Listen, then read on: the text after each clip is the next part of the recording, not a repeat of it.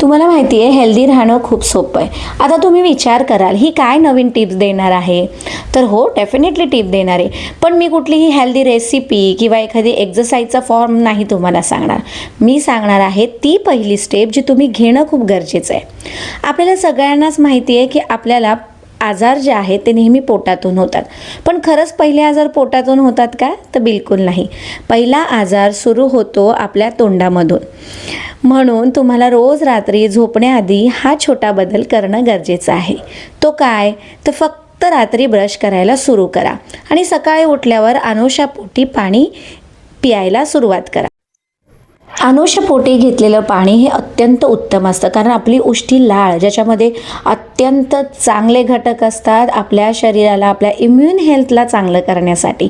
आणि रात्री ब्रश करणं खूप जास्त गरजेचं आहे आणि ती उष्टी लाळ पाण्याबरोबर पोटात जाणं सुद्धा. कशी वाटली आजची हेल्थ टिप नक्की कळवा.